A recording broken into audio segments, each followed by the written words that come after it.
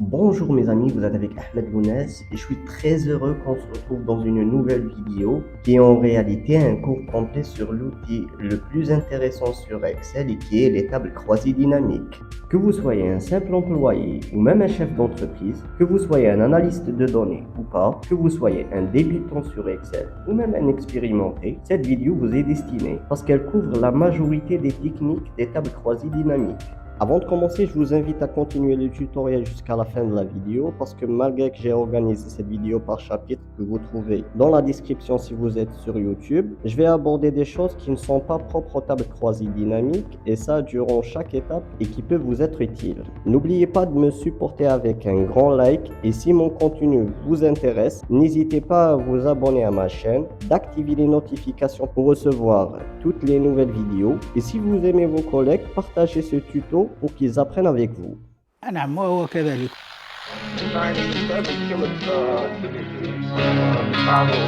D'abord, c'est quoi un tableau croisé dynamique?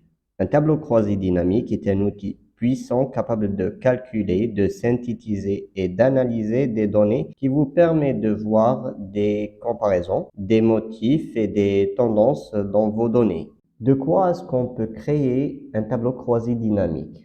On peut créer un tableau croisé dynamique à partir d'un format tabulaire comme celui-ci et on peut le créer à partir d'une plage. Bien entendu, on ne peut pas créer une table croisée dynamique à partir d'une seule ligne parce que le système va nous donner une remarque disant que pour créer une table croisée dynamique, il faut au moins avoir deux lignes dans notre table. Et dans une plage comme celle-là, on peut aller à n'importe quelle cellule de notre plage et faire soit insérer table croisée dynamique, soit on peut faire sur le clavier Alt, puis N, puis V pour que la boîte de dialogue de la création des tables croisées dynamiques s'ouvre. On ne peut pas aussi créer une table croisée dynamique à partir d'une plage dont il manque un ou plusieurs en-têtes. Par exemple, je vais sélectionner cette table, essayer de créer une table croisée dynamique. Il m'ouvre la boîte de dialogue de création des tables croisées dynamiques. Quand je fais OK, il me dit que le nom d'en-tête F n'est pas valide. On a vu tout à l'heure que lorsque j'essaie de créer un tableau croisé dynamique à partir d'une plage, le système détecte automatiquement mon tableau. Si vous avez des problèmes à ne pas pouvoir détecter automatiquement votre table par le système, nous avons deux manières de le faire. La première, c'est aller à n'importe quelle cellule de votre plage et faire CTRL A sur le clavier. Sinon, vous pouvez sélectionner comme ça, puis appuyer sur Shift Ctrl et descendre en bas pour que Excel sélectionne toute la plage de votre tableau. Pour les formats tabulaires, c'est plus simple. Il faut juste aller à n'importe quel cellule de votre table et créer votre table croisée dynamique. Et même si, par exemple, vous avez supprimé l'entête d'une colonne de votre table, le format tabulaire va automatiquement donner un nom par défaut à cette entête. On peut aussi créer un raccourci de cette touche dans la barre d'accès rapide sur Excel. On va insérer, clic droit sur la touche et on fait ajouter à la barre d'outils d'accès rapide. On peut l'enlever aussi en faisant un clic droit sur ce bouton et faire supprimer de la barre d'outils. Mais comment rendre sa plage de données sous forme tabulaire? On doit aller à notre plage, on va sélectionner toute cette plage, on va à accueil, format tabulaire et on choisit un modèle qui nous plaît. On doit avoir cette icône cochée pour que les en-têtes de votre plage soient considérées comme les en-têtes de la table. Sinon, si ce n'est pas coché, vos en-têtes vont être considérées comme des éléments de votre table. Voilà. Décortiquons un peu la boîte de dialogue de création d'une table croisée dynamique. La première chose, c'est la source de données. On peut, comme dans mon cas, sélectionner une table ou une plage. Par exemple, vous êtes sur cette page, vous avez votre table sélectionnée, mais à vrai dire, vous voulez une autre source de données qui existe dans votre fichier actuel. Vous pouvez aller cliquer sur cette flèche et choisir une autre source de données. Par exemple, je vais venir ici et sélectionner ma table. Voilà, j'ai sélectionné toute ma table. Et là, la création de ma table croisée dynamique va avoir comme source de données cette plage. Si jamais on veut créer une table croisée dynamique à partir d'une source externe, une base de données SQL, un autre fichier Excel qui existe sur notre ordinateur, une base de données Access, n'importe quelle source de données acceptée dans Excel. On va cliquer sur ce choix, utiliser une source de données externe et on va choisir une connexion. On voit ici que j'ai certaines connexions déjà créées. Si vous n'avez pas encore connecté votre fichier Excel actuel au fichier Excel de source de données que vous voulez utiliser pour créer une table croisée dynamique, vous pouvez cliquer ici pour ajouter une connexion. On choisit notre chemin, on choisit notre fichier et là, on aura cette petite boîte de dialogue qui nous donne la liste des pages qui existent sur le fichier Excel qu'on veut connecter à notre fichier actuel. Pour mon cas, je vais choisir la deuxième page et faire OK. Et si on clique maintenant sur ce bouton, on trouve notre connexion et on peut le sélectionner.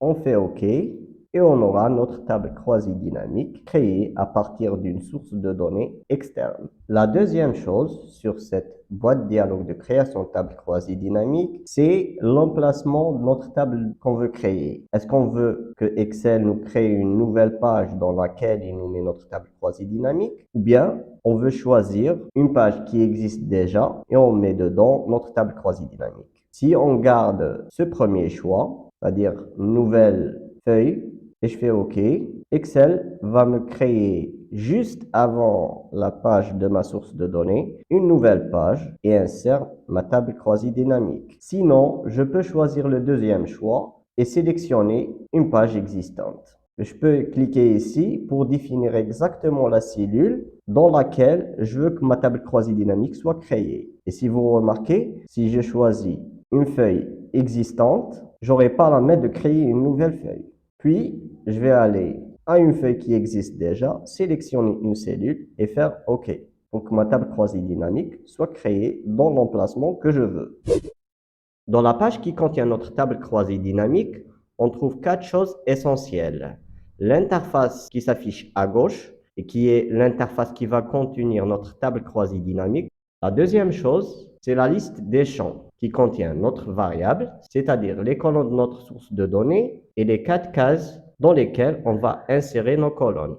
Il y a aussi 2 onglets supplémentaires qui s'affichent lorsqu'on sélectionne n'importe quelle cellule de notre table croisée dynamique et qui disparaissent une fois qu'on est sur une autre cellule. Ces 2 onglets sont l'onglet Analyse et l'onglet Création, qu'on va détailler un peu plus tard. Mais maintenant, on va se concentrer sur la liste des champs. Voyons un peu les options de la liste des champs. On a ce bouton-là qui nous donne pas mal d'options à exécuter de notre liste. Les 5 premières concernent l'affichage. On a ici l'affichage classique qui nous montre les variables ou les colonnes en haut et les cases en bas. La deuxième, les affiches côte à côte. La troisième affiche uniquement nos colonnes. La quatrième affiche uniquement les cases de cette manière. Et la dernière affiche les cases de cette manière-là.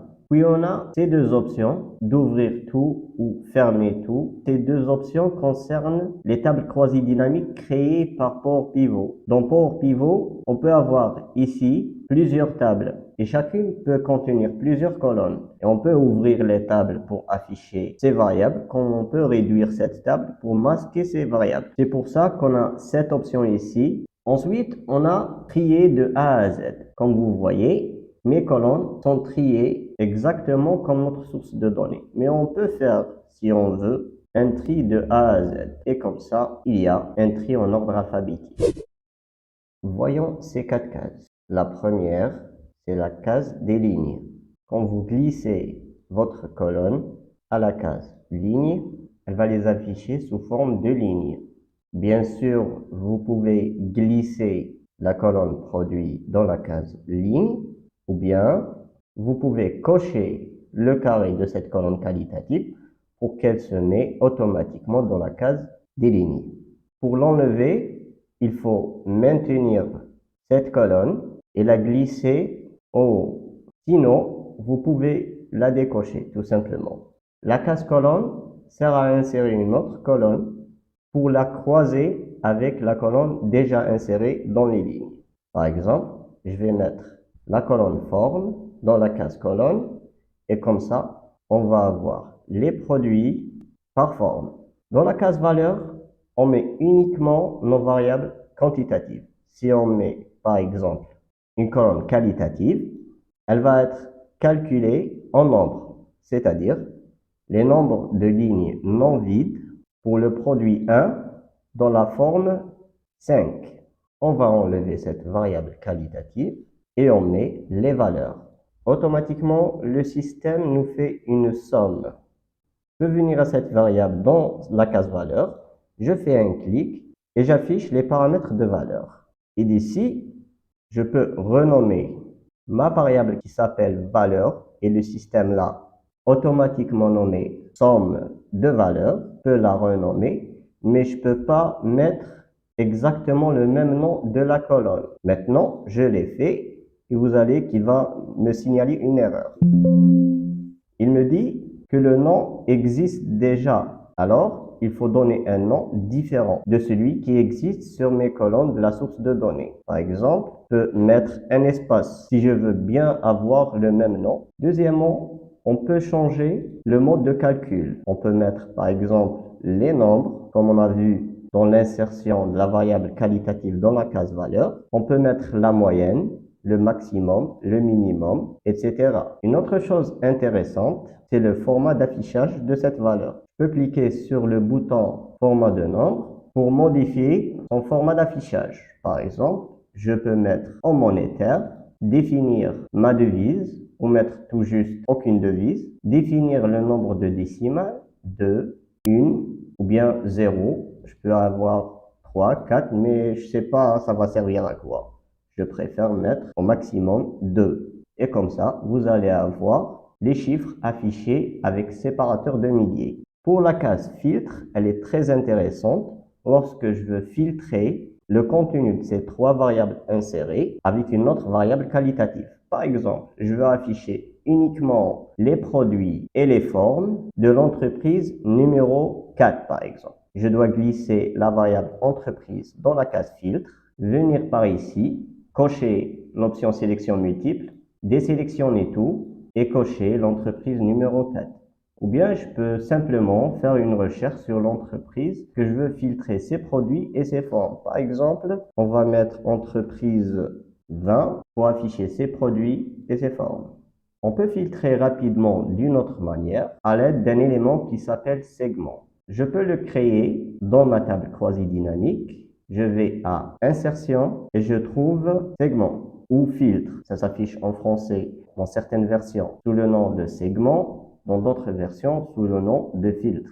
Et je coche la variable qualitative que je veux utiliser pour filtrer mon tableau. Je peux utiliser aussi plusieurs variables qualitatives. C'est le même principe pour la case filtre qu'on peut mettre dedans plusieurs variables qualitatives de filtrage. Je vais sélectionner entreprise et mesure, OK, et j'ai ces deux segments qui vont me servir comme un élément de filtrage. Je peux garder le mode simple de sélection, comme vous voyez. Lorsque je clique sur une entreprise, l'entreprise qui a été sélectionnée, elle est automatiquement défiltrée. Il me filtre les produits de l'entreprise 11. Si je maintiens le bouton CTRL sur le clavier, je peux sélectionner d'autres valeurs. Je peux faire ça aussi sans l'aide du bouton CTRL du clavier en sélectionnant cette option pour que je puisse faire une multi-sélection des éléments de mon segment. Une fois sélectionnée, elle est en jaune. J'ai cette entreprise sélectionnée, je peux aller sélectionner d'autres sans l'aide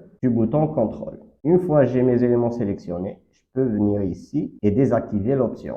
Si je veux sélectionner tous les éléments, c'est-à-dire revenir à 0, je dois cliquer sur cette icône. Et je peux filtrer en simultané avec les deux segments. Par exemple, je veux avoir les produits des entreprises 10, 13, 15 et 16 en unité ou bien en valeur. Pour la mise en forme des segments, vous voyez que lorsque je sélectionne n'importe quel segment, j'aurai cet onglet supplémentaire qui s'affiche. Et dans cette zone, je peux choisir n'importe quelle forme qui me plaît.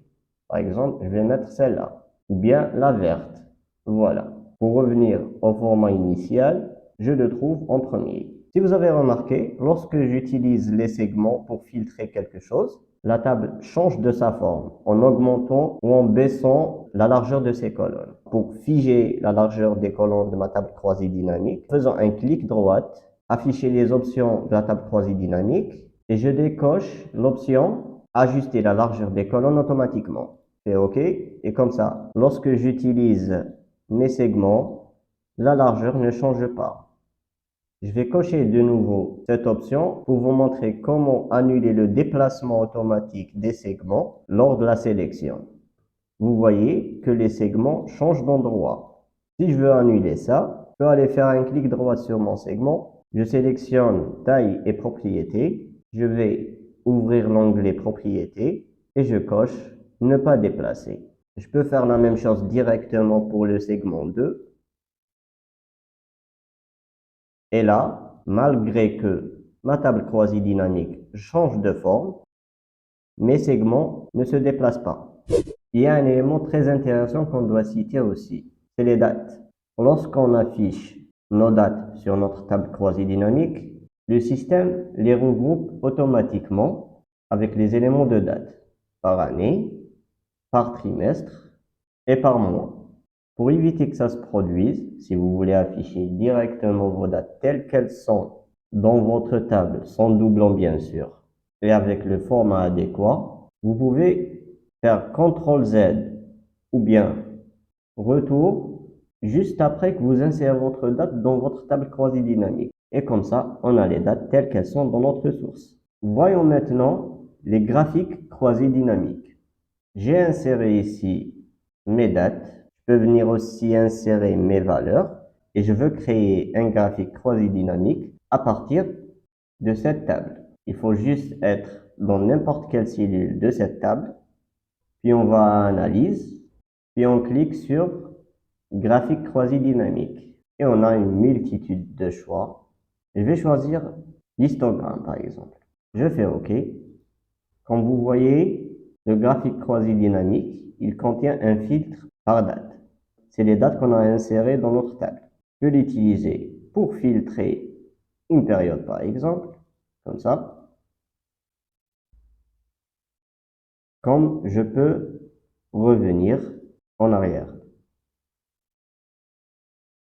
Je peux masquer ces boutons en faisant un clic droit sur n'importe lequel et faire masquer tous les boutons. Je peux aussi insérer des étiquettes de données en faisant un clic droit sur n'importe quel bouton et je clique sur étiquette de données. Bien sûr, là, ça m'affiche pas vraiment ce que je veux. Voyons maintenant une option qui va vous intéresser pour ajuster un peu cette lecture, cet affichage. Cette option consiste à afficher les pourcentages au lieu de ces chiffres-là. C'est-à-dire, je veux par exemple afficher le poids de chaque mois. Je viens ici, je fais un clic droit, puis je viens à afficher les valeurs comme, et là, je trouve beaucoup d'options d'affichage. Je trouve les pourcentages que j'utilise souvent. Je fais par exemple afficher en grand total, c'est-à-dire le pourcentage par rapport au total général. Ici, j'ai par exemple des sous-totaux, je peux afficher le pourcentage par rapport à ces sous-totaux. On va voir un exemple tout de suite. Ici, j'ai les entreprises et leurs produits et les chiffres de vente par produit ainsi que le sous-total entreprise. Je peux venir à n'importe quelle cellule de ma colonne valeur, je fais un clic droit et je choisis pourcentage par rapport au total par an. C'est-à-dire, il va m'afficher le pourcentage par rapport à ce total de ces deux produits-là. Et pour l'entreprise 11, il va m'afficher les pourcentages par rapport à cette somme-là, la somme qui a été affichée avant que j'exécute le calcul. Et pour les sous-totaux, il m'affiche le pourcentage de l'entreprise, c'est-à-dire le poids de l'entreprise, par rapport au total général qui était affiché ici. Et pour confirmer ça, vous pouvez venir à n'importe quel bouton ici de développer ou réduire, parce que je peux utiliser ces boutons-là pour fermer le détail, c'est-à-dire les produits de chaque entreprise. Si je veux les fermer tous en même temps, je fais un clic droit sur n'importe quel bouton, je viens à développer ou réduire et je fais réduire tout. Et là, on a le 100% si on somme tous les pourcentages de nos entreprises. Je peux réouvrir le détail de toutes les entreprises en faisant un clic droit sur n'importe quel bouton. On vient à développer, réduire et je fais développer tout. Si ce format ne m'intéresse pas, je peux venir à design pour le modifier. Par exemple, je veux afficher les produits, c'est-à-dire le détail de l'entreprise, à côté, pas en dessous de l'entreprise. Je peux faire ça en venant à disposition du rapport et je choisis le format qui m'intéresse. Nous avons 4 formats que j'utilise le plus souvent. Celui-ci, c'est le format classique. Pour afficher les produits à côté, je dois choisir le deuxième. Et pour faire monter le premier produit à côté de l'entreprise, je choisis le troisième. Et je peux même remplir les cellules vides par la cellule initiale. C'est-à-dire, on veut afficher ici entreprise 1, comme elle est au-dessus, et toute cette case-là vont contenir entreprise 12, etc. Pour cela, je dois choisir le quatrième choix. Et là, j'ai un peu comme un fichier plat. J'enlève le calcul.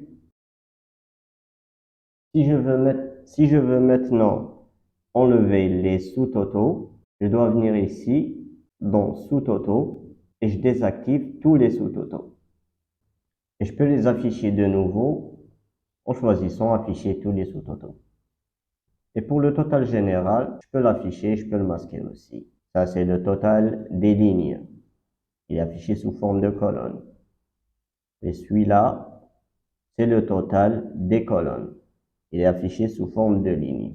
Je peux venir ici dans total général. Je peux masquer tous les totaux, que ce soit les totaux des lignes ou les totaux des colonnes. Je peux afficher un seul. Je veux par exemple afficher uniquement le total des lignes, comme ça.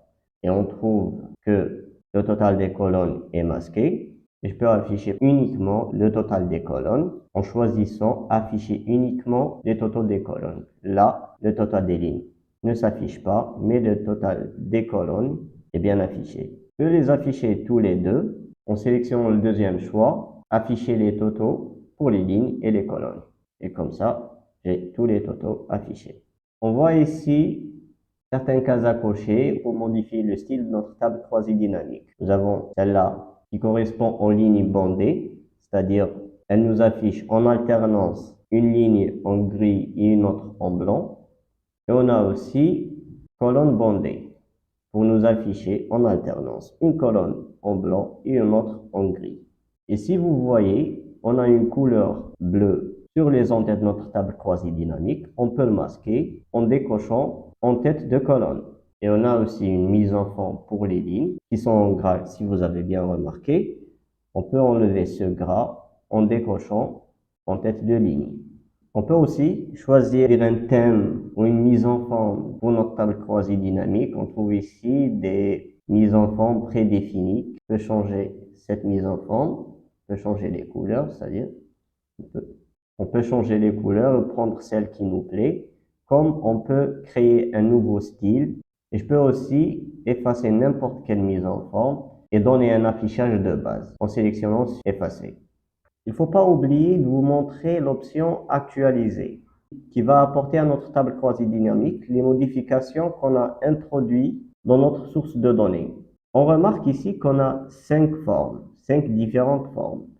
Je veux créer une autre forme, par exemple forme 6. J'écris forme 6. On voit que notre valeur a été intégrée automatiquement dans notre table. On peut venir dans notre table croisée dynamique, faire clic droit, actualiser pour que la forme 6 soit insérée avec sa valeur. On n'a rien saisi dans la colonne valeur de cette ligne-là. C'est pour ça qu'on trouve ici une cellule vide. Mais est-ce que la valeur va être prise en considération lorsque je crée ma table croisée dynamique à partir d'une plage? Je vais créer une table croisée dynamique à partir de cette plage.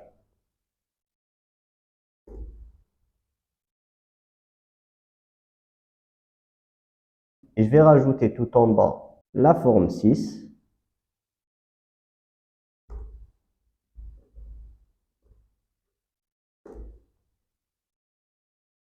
Et je vais venir ici, faire clic droit actualiser.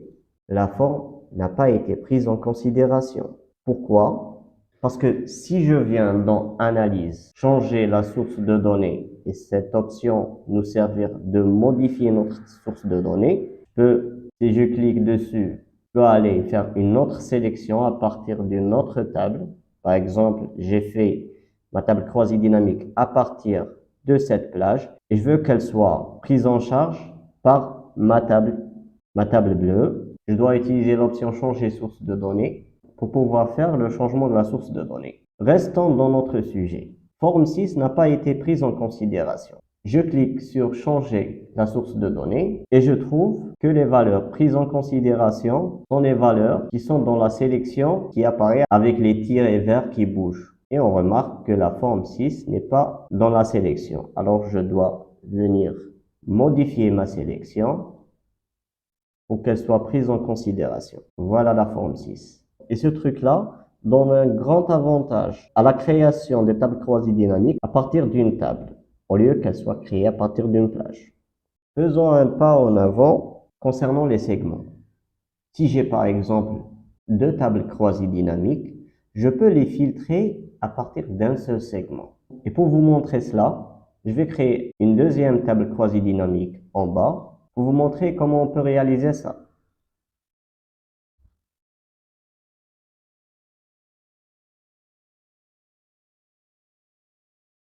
Maintenant, je peux venir sélectionner n'importe quelle cellule de n'importe quelle table croisée dynamique. Et si vous remarquez, lorsque je sélectionne une table croisée dynamique, dans l'onglet Analyse, on trouve son nom inséré ici. Et je peux modifier son nom. Par exemple, je vais le nommer TCD1 pour la première table.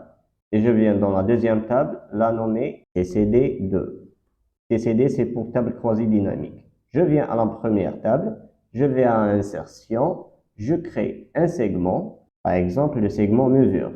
Ce segment est lié maintenant à la table TCD1. Pour le connecter aussi à la table TCD2, je dois venir sur mon segment faire un clic droit, je sélectionne Connexion et j'ai cette petite boîte de dialogue qui m'affiche toutes les tables croisées dynamiques créées à partir de ma source de données. On trouve TCD1 coché, qui veut dire que mon segment est connecté à ma table TCD1. Je dois cocher TCD2 pour qu'il soit connecté aussi à la deuxième table. Et je fais OK. Et comme ça, je trouve que mes valeurs changent dans la table TCD2 et en même temps, ils changent dans la table TCD1. Si je veux par exemple afficher les éléments de mon segment côte à côte au lieu qu'ils sont l'un sur l'autre, je peux faire ça en sélectionnant mon segment, en allant dans Options et là, je trouve le nombre de colonnes dans mon segment. Là, on a une seule colonne, c'est-à-dire chaque élément vient au-dessous de l'autre. Si j'augmente le nombre de colonnes, j'aurai valeur devant unité.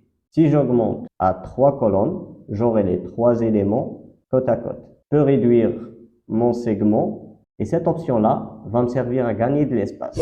Dans l'onglet Analyse, on trouve aussi 3 options intéressantes. Celle-là, c'est pour l'insertion d'un segment qu'on a vu dans l'onglet Insertion.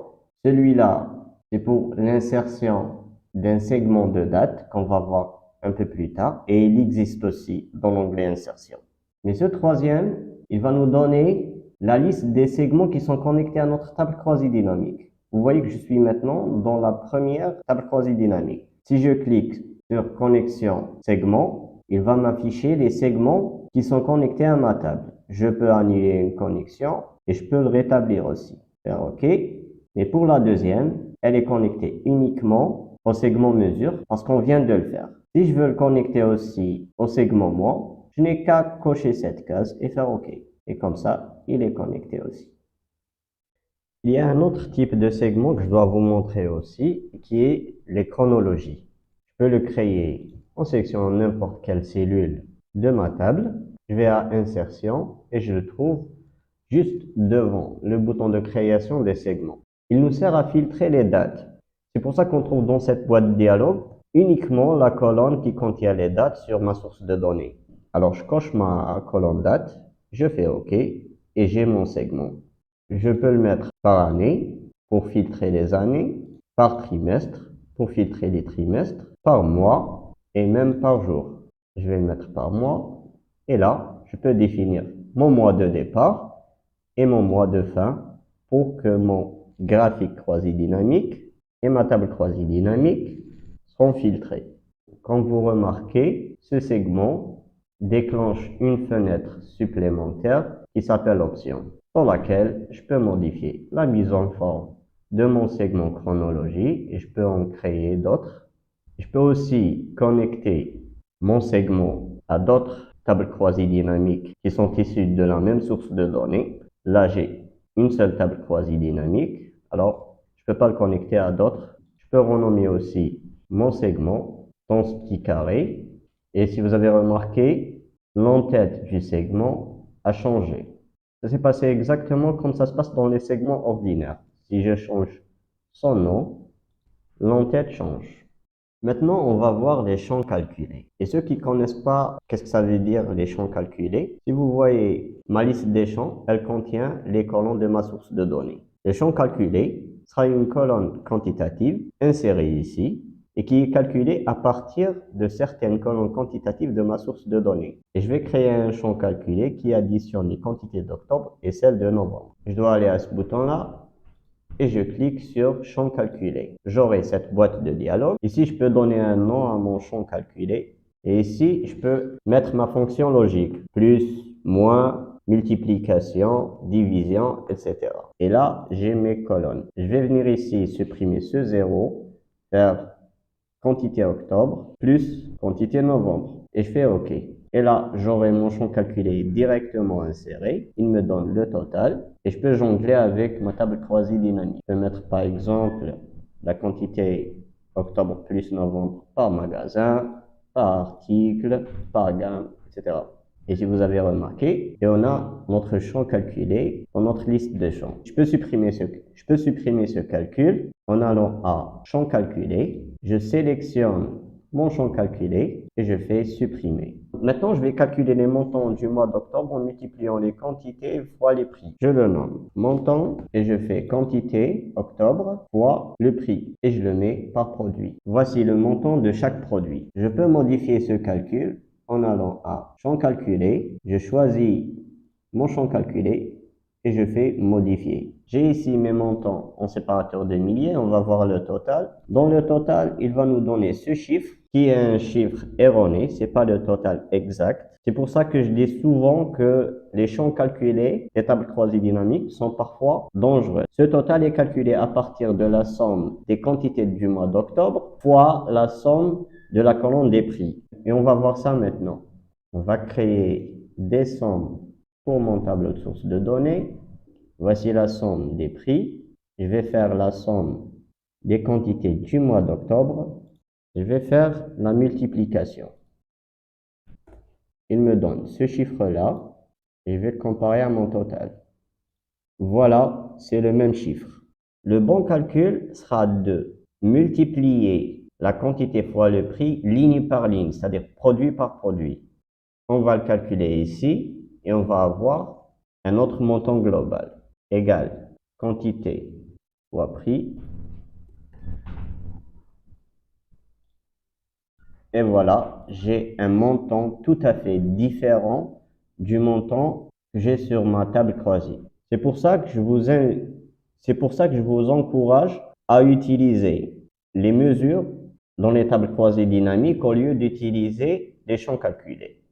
C'est ce qu'on va faire tout de suite. On va faire une table croisée dynamique dans laquelle on insère une mesure qui nous calcule le montant. C'est vrai, le calcul de montant peut apparaître comme un exemple assez basique. En général, on utilise les mesures pour calculer des KPI, des indicateurs de performance clés.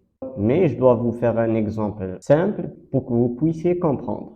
D'abord, en créant notre table croisée dynamique, on doit cocher « Ajouter au modèle de données ». On va détailler cette étape lorsqu'on parle de port pivot. Je fais OK. Comme vous voyez dans ma liste des champs, il apparaît un regroupement de tables. C'est ma table source de données qui s'appelle table 1. Et là, on trouve que l'option ouvrir tout ou fermer tout est active. Je peux ouvrir et fermer ma table. Voilà. Pour calculer une mesure, on doit aller à notre table, faire un clic droit et on fait ajouter une mesure. On doit choisir notre table source de données qui contient les colonnes qu'on va utiliser pour faire le calcul. On donne un nom à notre mesure, par exemple montant 1. J'ai fait montant 1 parce que j'ai déjà le nom montant dans mes colonnes. Je peux ici venir cliquer pour voir toutes les formules qu'on a et qu'on peut utiliser pour faire notre calcul. Bien sûr, ce sont des mesures en anglais, que ce soit dans les versions Excel français ou anglais, toujours, ces formules sont en anglais. Ce n'est pas les mêmes formules d'Excel. C'est même pas le même langage. Ici, on a affaire au langage DAX et on peut filtrer par catégorie. Contrairement au champ calculé, je ne peux pas mettre tout simplement quantité fois prix.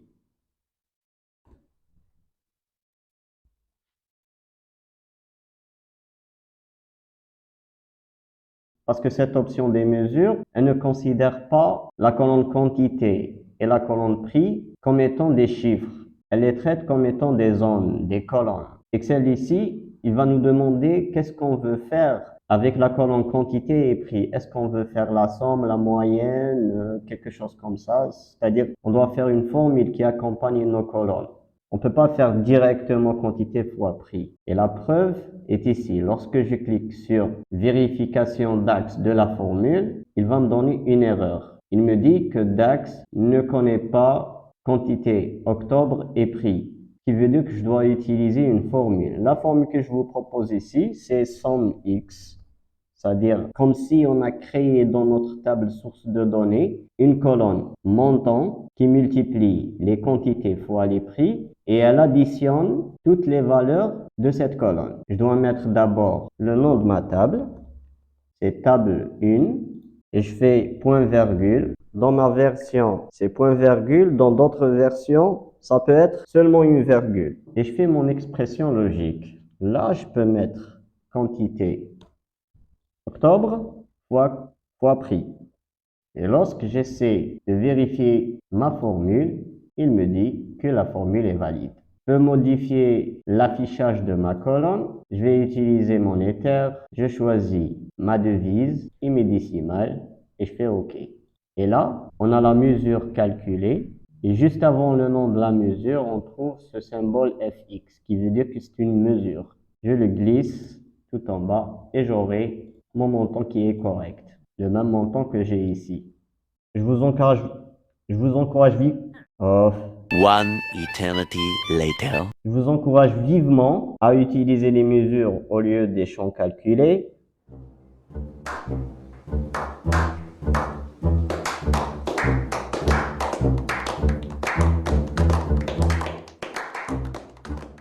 Et si vous ne maîtrisez pas le langage DAX, qui est un langage simple de formules de calcul, je vous invite vivement à le maîtriser parce que c'est un langage indispensable, que ce soit pour le calcul des KPI sur Excel et sur Power BI. Ma prochaine vidéo sera sur Power BI, dont le sujet sera les paramètres des champs. Tandis que le sujet de notre prochaine vidéo sur Excel sera sur... Non, je vous le dis pas, je vous le laisse surprise. Pour ne rien rater, je vous invite à vous abonner à ma chaîne et d'activer les notifications. Merci beaucoup et on se retrouve bientôt.